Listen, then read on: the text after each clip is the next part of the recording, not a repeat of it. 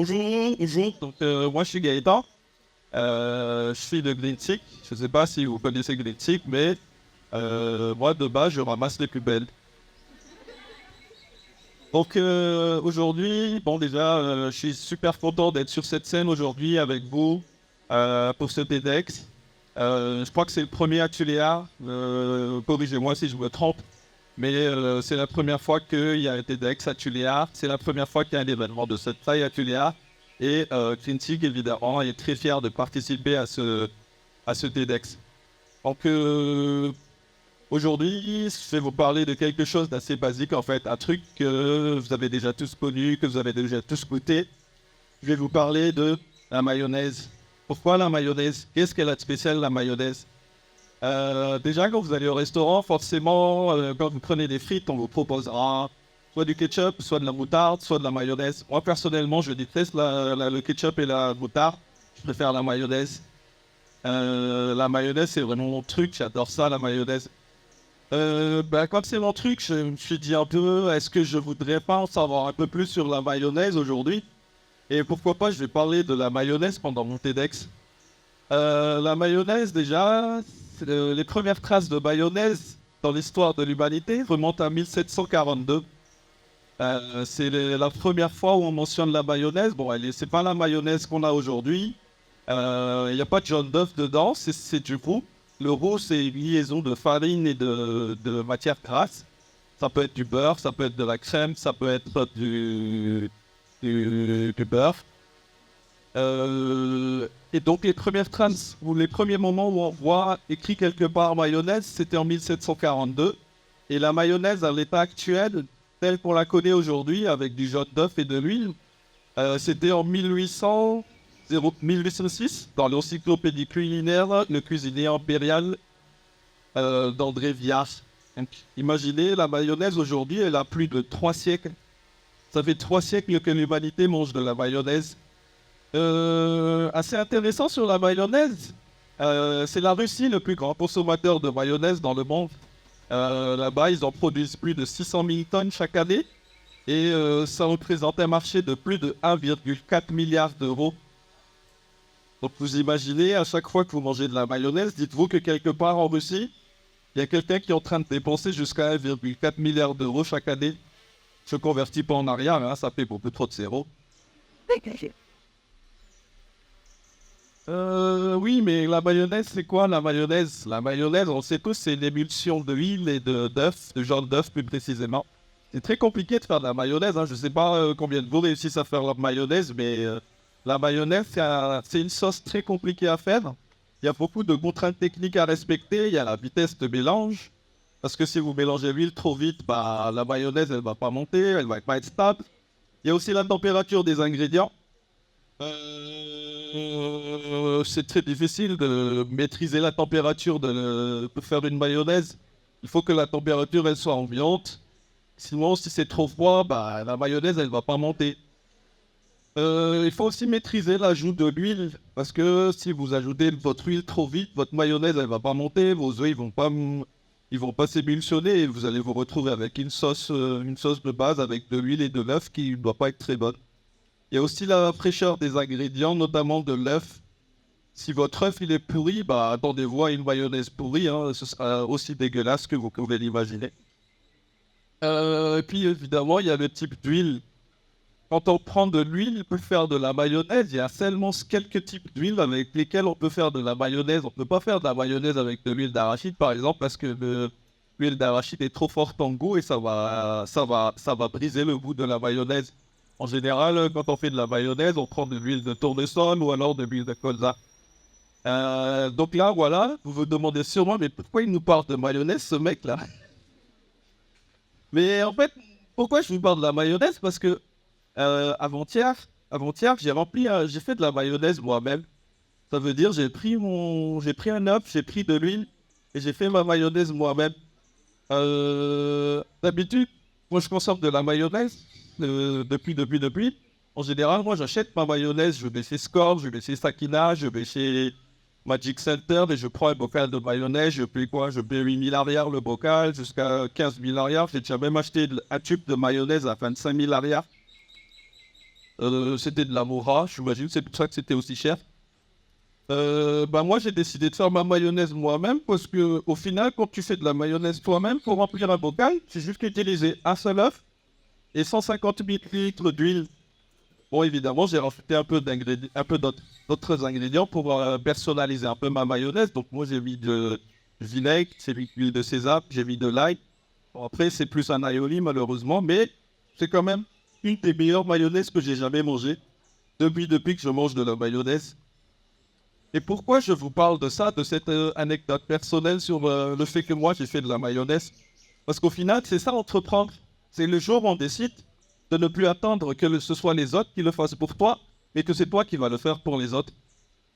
Juste pour vous donner un exemple personnel, moi, avant Green Tea qui ramasse les déchets à la maison, j'avais toujours des problèmes pour jeter mes ordures. J'en avais marre parce que bon, il faut sortir les poubelles, machin, etc. et tout. Et puis un jour, je me suis dit, mais pourquoi pas en fait lancer un service de collecte de déchets à domicile et ne plus se prendre la tête avec cette histoire de déchets. J'en connais beaucoup, moi, tuléards qui brûlent leurs déchets, qui font un petit trou dans leur cour et qui enterrent leurs déchets. Vous pensez vraiment que ça va faire du bien à la planète, ce que vous faites là? Un peu de culpabilisation, c'est toujours intéressant.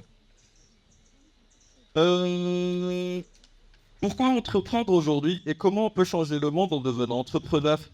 À Madagascar, une actualité intéressante, si vous êtes au courant, on a cette année, ces 10 premiers mois de cette année 2023, on a importé pour plus de 44 400 tonnes de frites, soit à peu près 261,1 milliards d'arias, soit à peu près 5 millions d'euros. C'est autant d'habits qu'on porte aujourd'hui. Je pense que la plupart d'entre nous aujourd'hui s'habillent en frites. Plus personne ne s'habille en neuf. C'est très compliqué. La fripe, elle a beaucoup d'avantages. Effectivement, il y a le fait que c'est moins cher. C'est moins cher de s'habiller en fripe que de s'acheter de la confection ou d'acheter des habits neufs. La fripe aussi offre de nombreux choix. On a de nombreux choix. Quand on va en fripe, on peut choisir les chaussures qu'on veut, le pantalon qu'on veut, le t-shirt qu'on veut. On peut même avoir accès à des marques que normalement on n'aurait pas accès. Par exemple, acheter du Gucci, du Louis Vuitton. Ça paraît-il aussi que ça ouvre des opportunités économiques. Effectivement, maintenant, si vous vous baladez dans les rues de Tuléar, à chaque coin de rue, il y a un vendeur de friperie. Mais est-ce que c'est vraiment ce qu'on veut? Est-ce que vraiment vous pensez qu'on va changer le monde avec la fripe?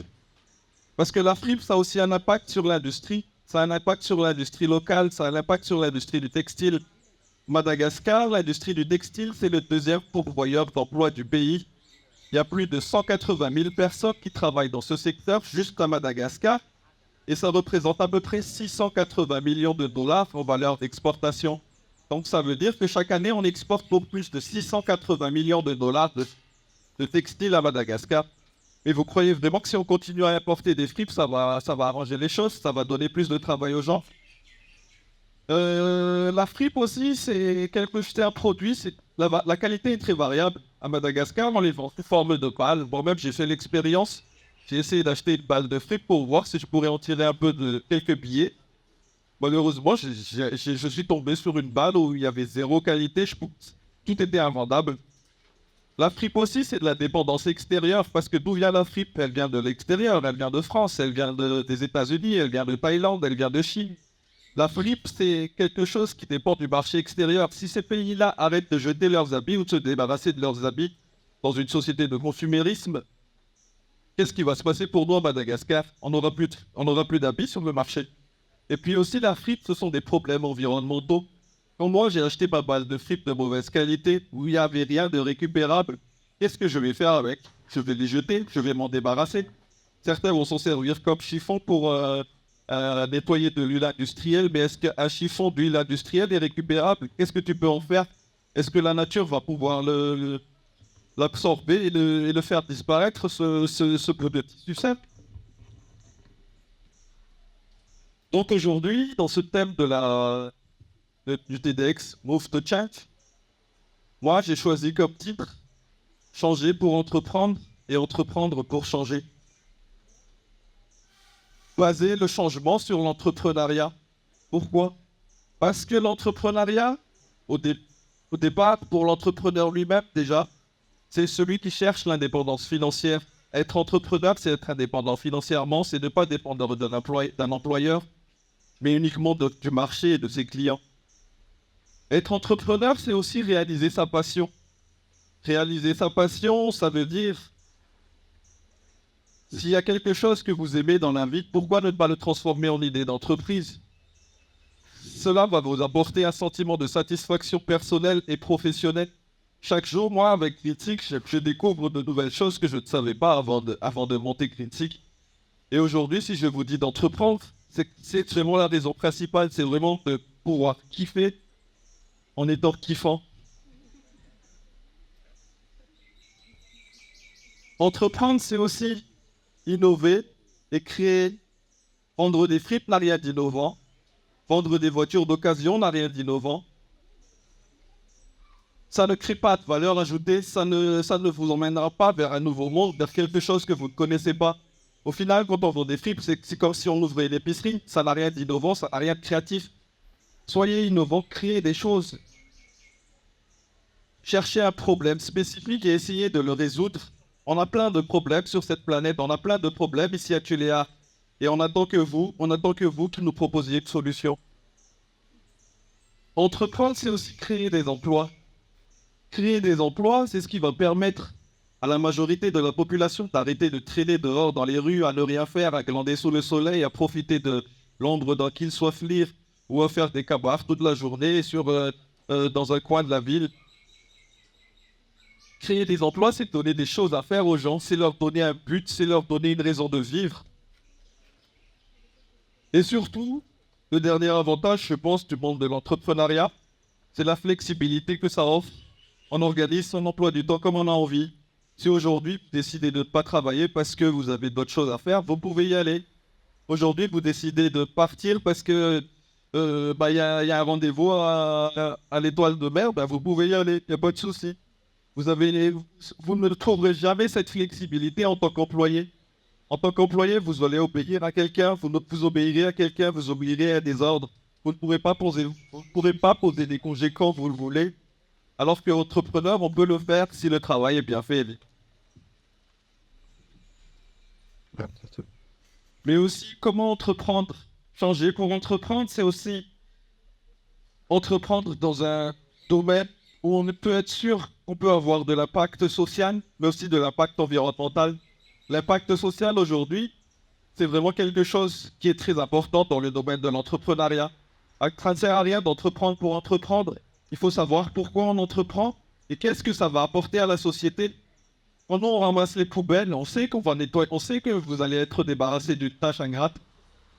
Mais quand on entreprend, quand on ramasse vos poubelles, ça nous apporte à nous, ça nous permet à nous d'apporter une solution aux villes malgaches. Ça nous permet d'apporter à nous une solution aux villes malgaches pour qu'elles puissent mieux gérer leurs déchets. Ça nous apporte aussi, on peut créer de l'emploi avec des jeunes, des personnes qui normalement n'auraient pas accès au marché du travail et de pouvoir ainsi trouver un emploi avec des conditions décentes, profiter d'avantages que la loi impose aux employeurs, notamment la CNAPS, à travers la CNAPS ou l'OBIT. L'OBIT, c'est pour une assurance santé et maladie pour soi et pour sa famille. La CNAPS, c'est pour la retraite quand on est enceinte ou alors si on a un accident du travail. Et tout ça, c'est l'impact que l'on peut créer tous les jours en créant son entreprise, en entreprenant aujourd'hui. Et enfin, évidemment, essayer de répondre à un besoin du marché. Je vous avais expliqué tout à l'heure, moi, quand j'ai créé Critique, j'avais ce problème de comment me débarrasser de mes déchets. Je ne savais pas où les mettre. J'en avais marre d'aller à la bête une fois par semaine pour aller les ramener. Et j'avais pas envie de faire un trou dans ma cour pour enterrer mes déchets ou alors de les brûler dans ma cour parce que ça va polluer tout le monde. Et moi, ça va m'énerver de revoir mes déchets qui remontent à la surface à la première inondation de Tuléar. Donc, le marché, c'est qui? Le marché, c'est vous. Essayez de voir de quoi vous avez besoin. Qu'est-ce qui améliorerait votre quotidien?